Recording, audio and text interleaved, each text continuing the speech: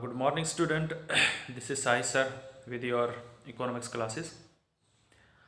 Student, today we have discussed on the chapter foreign exchange rate, and it's your last chapter. After this chapter, we have one more chapter, balance of payment.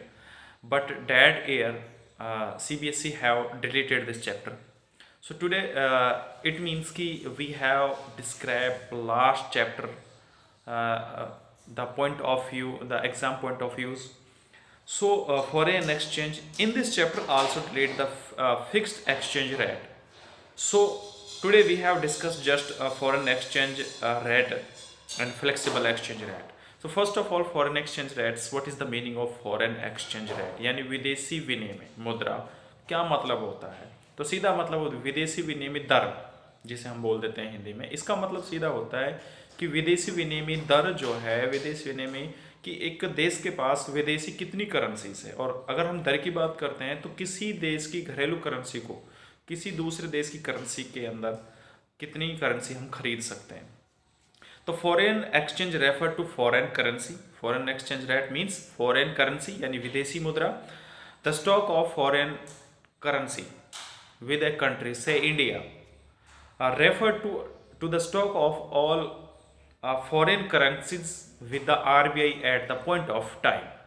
यानी central bank of India जो है भारतीय, अगर हम भारत के संदर्भ में बात करते हैं तो भारतीय रिजर्व बैंक के पास एक निश्चित समय में कितनी विदेशी मुद्रा अवेलेबल है, उसे हम फॉरेन एक्सचेंज कहेंगे.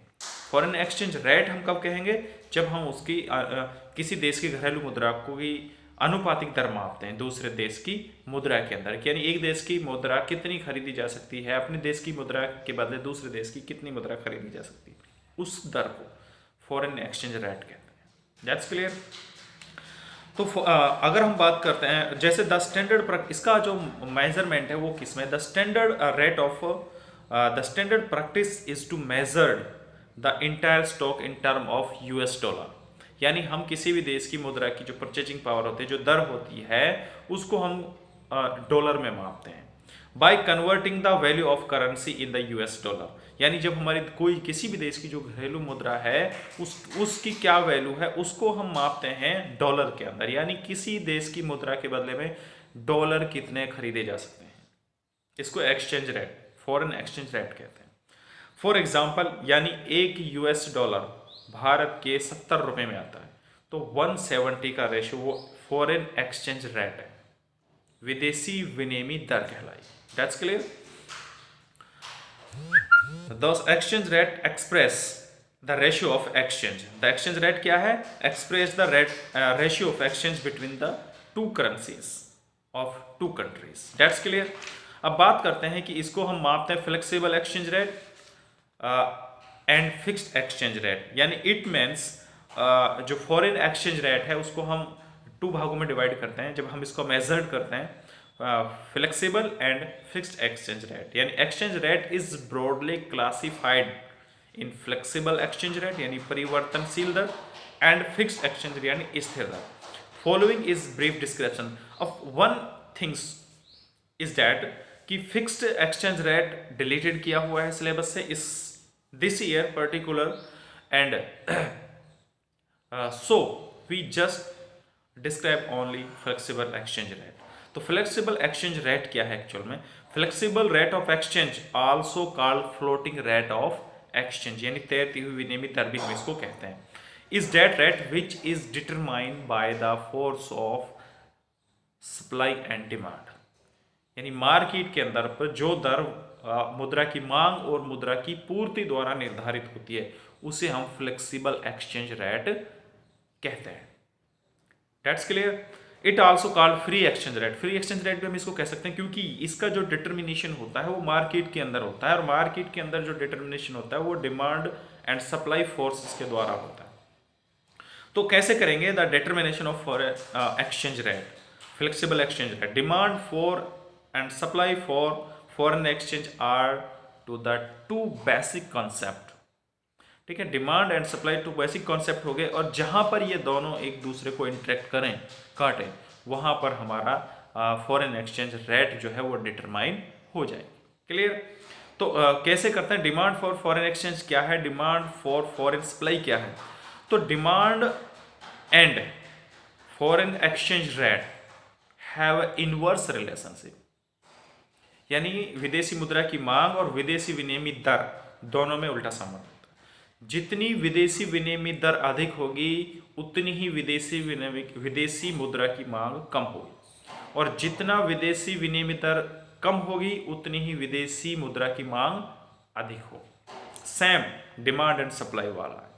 That's clear. ऑन द, वो क्या कह रहा है कि on the other thing remain constant if foreign exchange is demand for foreign exchange is inverse related to the price of foreign exchange। price of foreign exchange का मतलब क्या होता है? price of foreign exchange का मतलब होता है rate of foreign exchange, यानी विदेशी विनिमय की दर, यानी किस दर पर।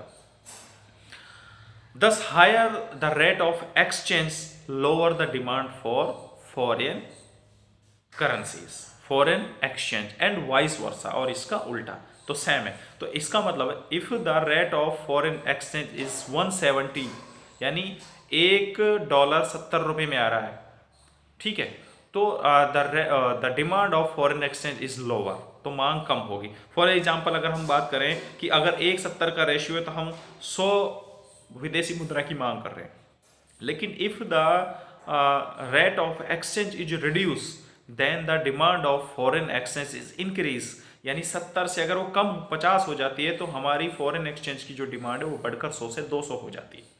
तो डेट्स क्लियर। इसी तरह सप्लाई का होता है। सप्लाई ऑफ फॉरेन एक्सचेंज जो कह रहा है कि अदर थिंग्स रिमाइन कंस्टेंट, अगर थिंग्स का मतलब होता है जो और चीज़ें फॉरेन एक्सचेंज को प्रभावित करती हैं, अगर वो स्थिर हैं तो जो the rate of exchange is positively related to the rate of foreign exchange. सीधा कह रहा है कि higher rate of foreign exchange higher the supply of exchange.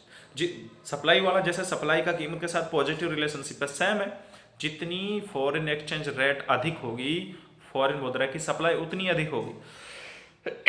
लेकिन अगर सप्लाई अधिक है और डिमांड कम है तो अननेसेसरी स्टॉक बढ़ जाएगा, तो उसको डाउन करने के लिए एक्सचेंज रेट में रिड्यूस करना पड़ेगा, वो तो बाद की बात है। लेकिन यहाँ पर दोनों का रिलेशंस दिखाया गया है। तो फिर अब ये डिटरमाइन कहाँ होगा? तो जहाँ पर foreign exchange of demand and supply both are interact to each other, जहाँ पर ये दोनों बराबर हो जाएंगे वहाँ पर हमारी फॉरेन एक्सचेंज रेट दर जो है वो डिटरमाइन हो जाएगी। क्लियर बात। अब बात आती है कि मान लीजिए एक बार एक्सचेंज रेट डिटरमाइन हो गई, what happened if the demand is increase या डिमांड इज डिक्रीज या सप्लाई इज इंक्रीज या demand is supply is decrease, तो क्या होगा? ऑब्वियसली मैं एक एग्जांपल से समझाऊंगा, बाकी तीनों उसी के ऊपर डिपेंड होंगे। मान लीजिए फॉरेन एक्सचेंज रेट की दर 60 रुपीज है, ठीक है। In this rate the demand of foreign exchange and the supply of foreign exchange is to equal to each other, जब ही तो ये दर निर्धारित हुई है।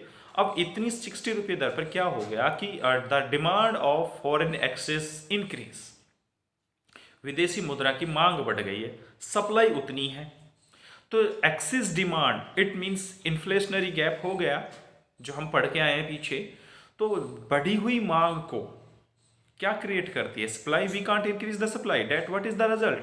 तो definitely the exchange rate will be increase, तो एक्सचेंज रेट है वो बढ़ जाएगा।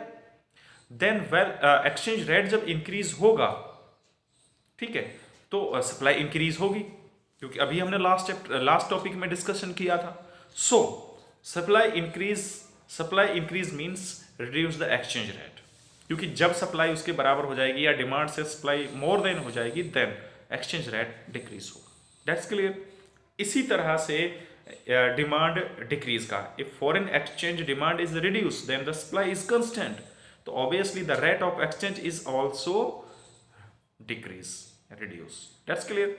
Same pattern implement in the situation of increase of supply, excess supply and deficit supply. If the demand is constant and the supply is increase, तो जितनी मांग है supply उससे ज्यादा हो रही है, तो ऑब्वियसली क्या होगा?